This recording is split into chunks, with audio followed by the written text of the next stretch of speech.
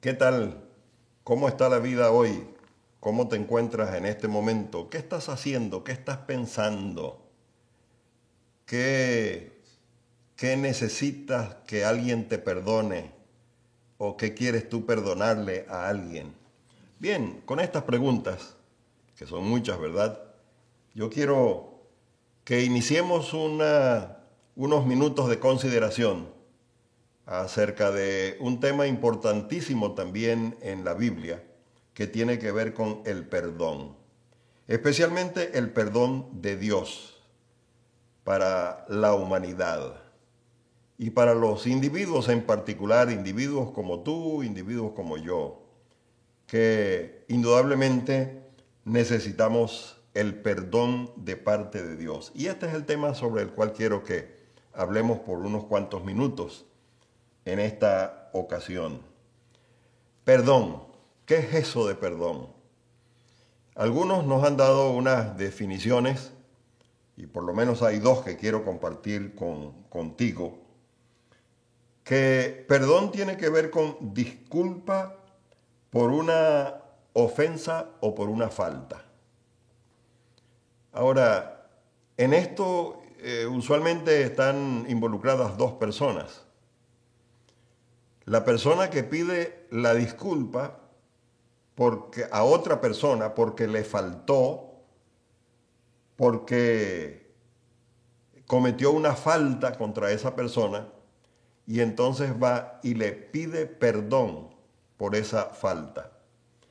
Y entonces la otra persona involucrada es la que lleva a cabo la acción de perdonar, o sea, de perdonar la disculpa. Si yo te ofendí, yo te presento mis disculpas y tú me perdonas. Espero que me perdones. O tú me ofendiste a mí y yo, en la gracia de Dios, te voy a perdonar por la falta que has cometido contra mí. Esto es lo que tiene que ver con esta declaración de disculpa por una ofensa o falta que se haya cometido. Otra definición tiene que ver con condonar o la condonación del pago de una deuda. En este caso, tú le debes, ojalá que no le debas nada a nadie, ¿no? Tú le debes a una persona, estás allí que de pronto no puedes cancelar esa deuda, no tienes suficiente dinero para pagarla, y entonces aquella persona a quien tú le debes ese dinero te condona la deuda, te perdona la deuda y te dice, bueno, ya no me debes nada, absolutamente nada. Te perdonó la deuda que tenía. Por eso la definición dice condonación de una deuda. Y eso es perdón en el aspecto de esas definiciones.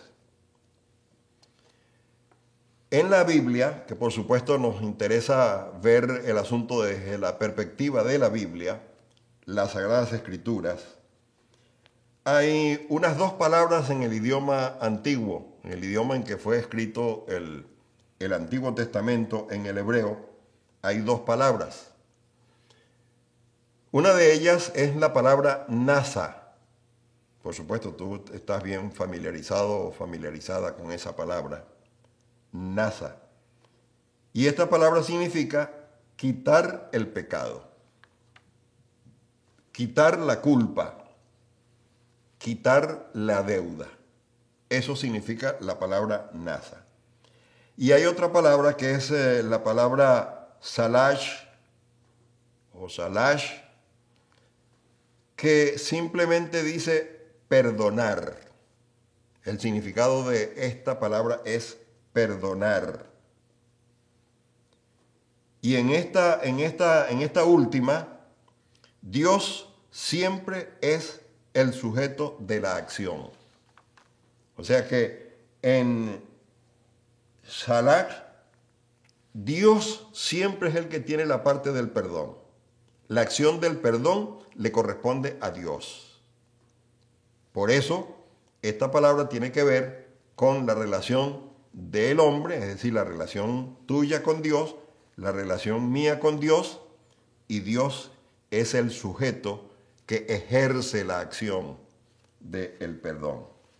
Entonces, en la Biblia, en las Sagradas Escrituras, vamos a encontrar abundantes hechos de esos cuando Dios ha ejercido su acción desde el principio, desde el primer pecado del hombre, ha sido el objeto de esa acción de perdonar. A los inicios del pueblo de Israel, donde la Biblia, las Sagradas Escrituras, nos comienza a contar las cosas que pasaron en la elección del pueblo, la instrucción del pueblo, las indicaciones de cómo debía comportarse. Entonces, en el inicio de ese pueblo de Israel, a Dios se lo caracterizaba como un Dios que perdona. Y la gente, el pueblo, caracterizaba a Dios como tal, como un Dios que perdona, pero que a la vez hace responsable al que comete la culpa. Es decir, hace responsable al culpable, al pecador en este caso, al desobediente, al que faltó. Y en el libro de Éxodo, del capítulo 34, si usted quiere familiarizarse con toda la historia de la relación con Dios, con Israel, todo el libro de Éxodo, por supuesto que en Génesis, Éxodo, Levítico, Número, Deuteronomio, estos 5 libros que son conocidos como el Pentateuco, nos tienen información de esos tiempos, del quehacer de los pueblos y del quehacer del pueblo de Israel. Pero en Éxodo, el capítulo 34, el versículo 7, así como también en el libro de Número, el capítulo 14, el versículo 18, y San Mateo, el capítulo 2, el versículo 7, vamos a encontrar expresiones como estas: el que guarda misericordia a millares, a mucha gente, ¿no? Perdona la iniquidad, la transgresión y el pecado, y que no tendrá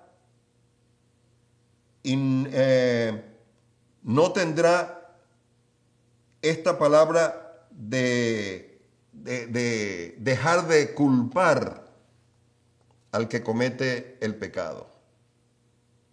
Más o menos este sentido en las porciones que mencioné, en los textos que mencioné, vamos a encontrar eso, ¿no?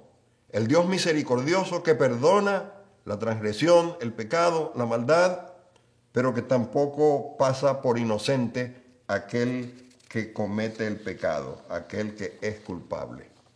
Esta afirmación va con aquella que les di antes, de que Dios era considerado ese Dios que siempre perdona. Quien puede perdonar pecados solamente es Dios. Ese es el caso de Mateo. ¿Quién puede perdonar pecados sino solamente Dios? Cuando Jesús habló de perdonar pecados, los maestros se sorprendieron y dice, bueno, pero ¿qué le pasa a este? Él no es Dios, según ellos, ¿no? El que puede perdonar pecados es solamente Dios. Y entonces, el Señor Jesucristo, por supuesto, siguió hablándoles de que Él era el Hijo de Dios, el enviado de Dios, que era Dios y que por lo tanto podía perdonar pecados. Y así es hasta el día de hoy. Nadie puede perdonar pecados sino solamente Dios. Tú puedes perdonar ofensa a otra persona. Puedes pedirle perdón por ofender a otra persona.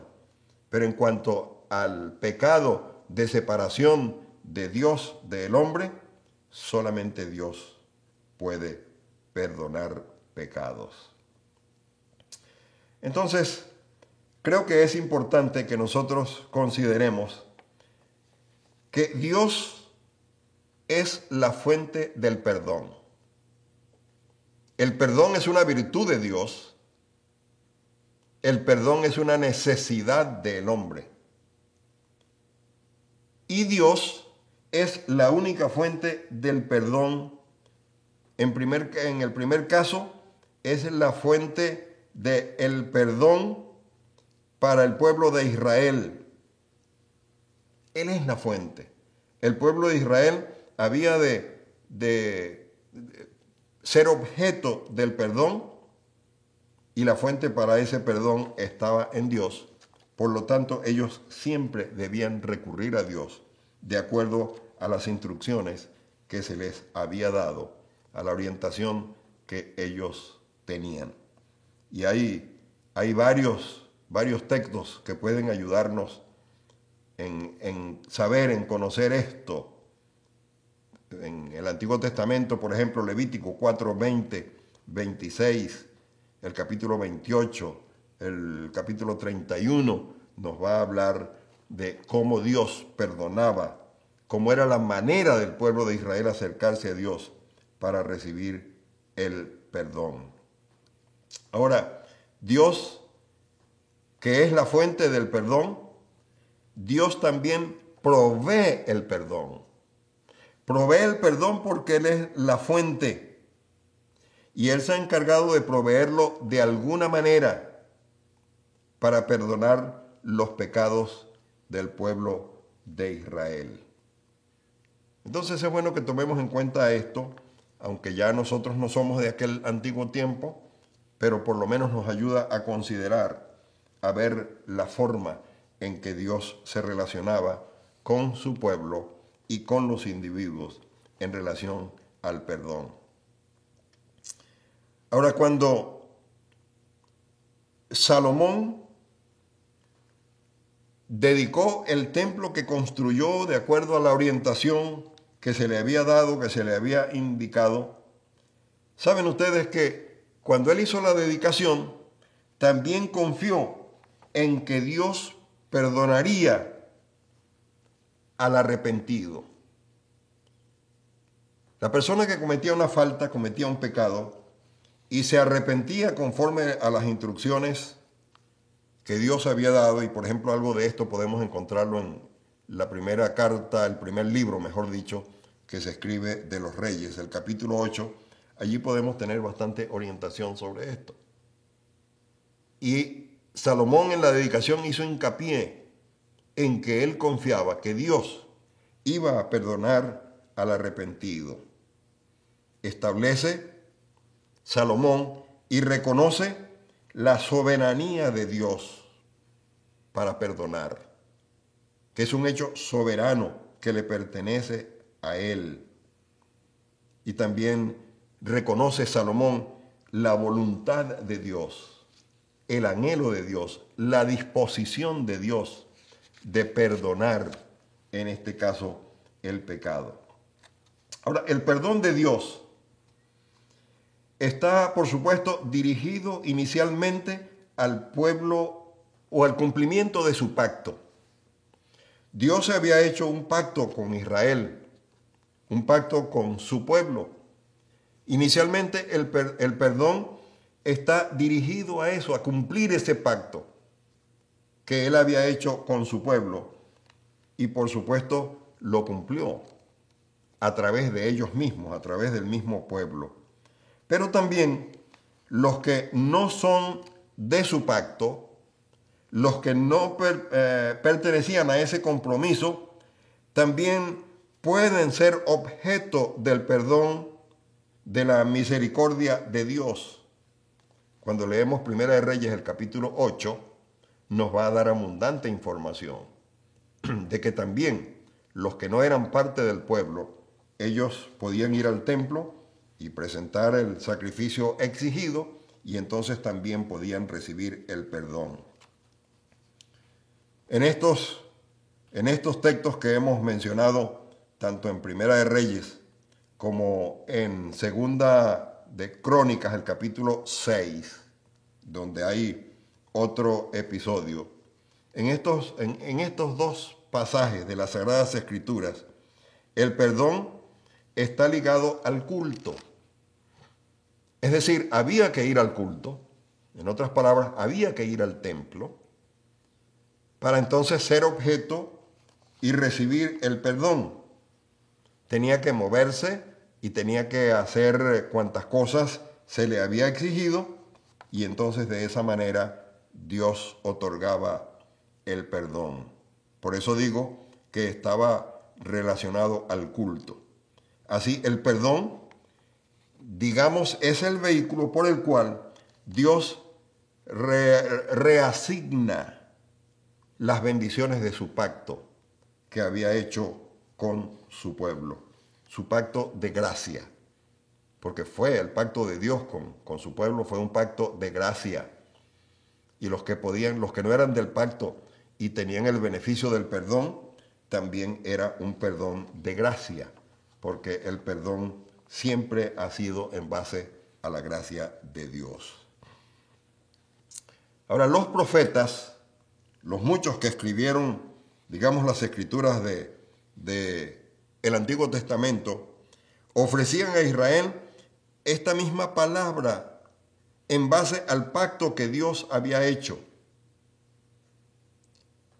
En este pacto de gracia, por supuesto, necesitaban arrepentirse, necesitaban obedecer a Dios, necesitaban cumplir la exigencia de Dios, y por supuesto, Dios en su gracia les cumplía el pacto que ya habían hecho, que habían establecido.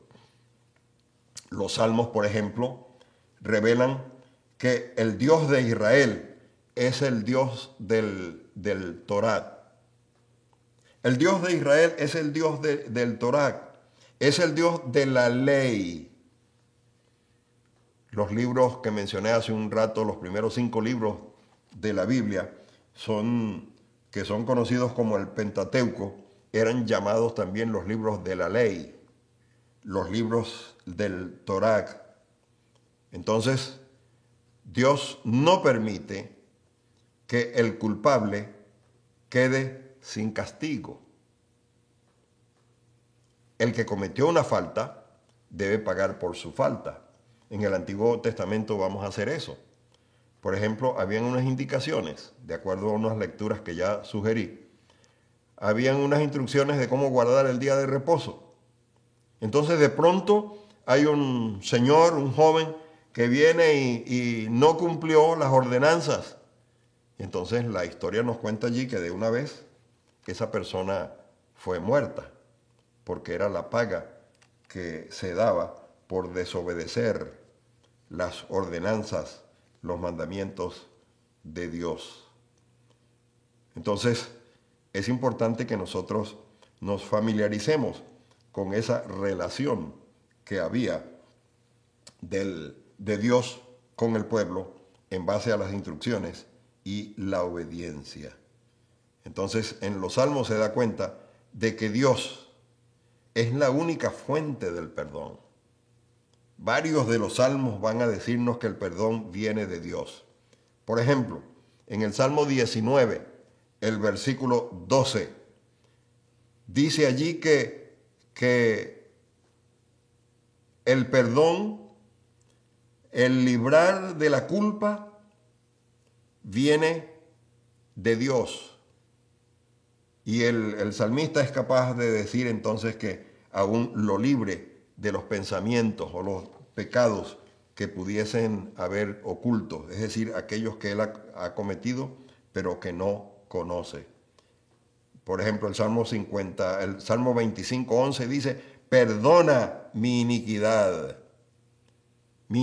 grande, perdónala. Es decir, había en este caso el acceso de rogar a Dios por el perdón.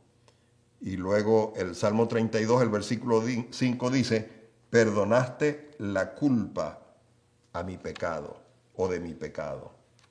Entonces vamos a encontrar aspectos como este, importantes, interesantes, en el Antiguo Testamento. Entonces, esta confianza lo lleva al salmista a cantar himnos de alabanza a Dios. Por ejemplo, si nos ubicamos en el Salmo 136, hay un salmo de eso, ¿no?, que habla mucho del perdón, y casi cada versículo va a terminar diciendo: porque para siempre es tu misericordia. Hagan esto, digan esto, perdonaste esto, hiciste esto y esto. Cada texto dice: porque para siempre es tu misericordia. Era un canto de alabanza a Dios que se hacía y que yo sé que en algunas congregaciones también lo practican, ¿no? Ese salmo, hay una persona que dice una parte del versículo y la congregación canta: porque para siempre es tu misericordia.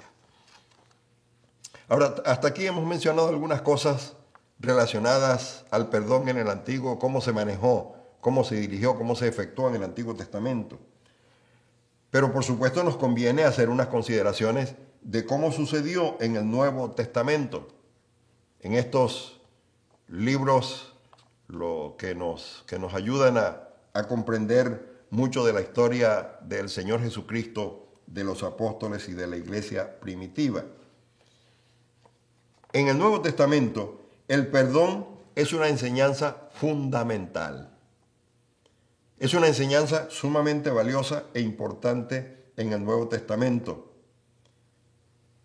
Digamos que es significativa para la teología que vamos a considerar en el Nuevo Testamento. El aspecto teológico, el perdón juega un papel sumamente valioso.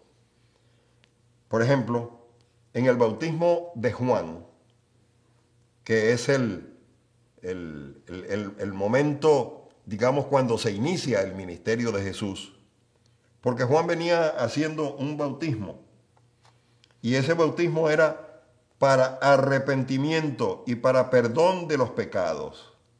Marcos, el capítulo 1, el versículo 4, Lucas, el capítulo 1, el versículo 76 y 77, nos habla del bautismo de Juan, el bautismo de arrepentimiento y bautismo para perdón de los pecados. Y nos dicen estos textos también que la salvación es por el perdón de los pecados. Es decir, hay salvación, viene la salvación al momento que haces la confesión de tus pecados al Señor Jesucristo, y Él te perdona de una vez y para siempre, y allí comenzó la salvación en tu vida, o la salvación de tu vida. Por eso podemos decir también que la enseñanza en el Nuevo Testamento viene con el surgimiento de Jesús, el nacimiento de Jesús. Nace Jesús y ya desde el Antiguo Testamento se viene anunciando que Él perdonaría los pecados. Y luego en el Nuevo Testamento, por ejemplo, en Mateo el capítulo 1, el versículo 21, dice: Él salvará a su pueblo de sus pecados. Es decir, que Jesús viene con esa misión, la misión de perdonar para salvar. Juan predicaba un bautismo de arrepentimiento y perdón de los pecados. Te arrepientes, tienes perdón. Y Jesús también viene para salvar a su pueblo de sus pecados. El Señor Jesucristo, entonces, pone mucho énfasis en el perdón y pone énfasis en lo que pudiéramos llamar el perdón vertical, o sea que Dios perdona pecados.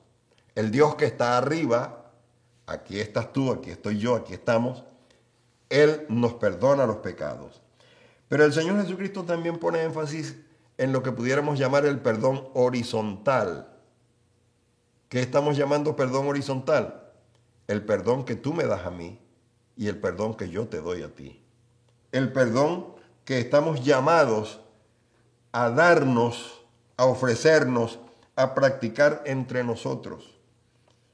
Por ejemplo, en Mateo el capítulo 18, los versículos 21 también hasta el 35, hay una buena lectura allí, donde hay una parábola de un esclavo, de un siervo que no quiso perdonar también a su siervo.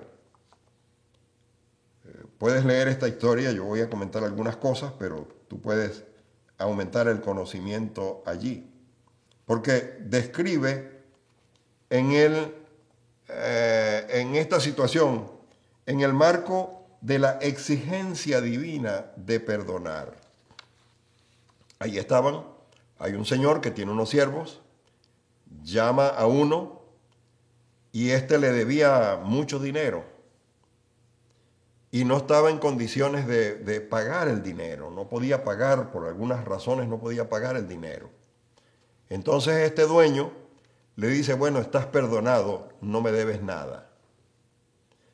Y entonces este siervo se encuentra otro que le debía a él un dinero, pero poco dinero.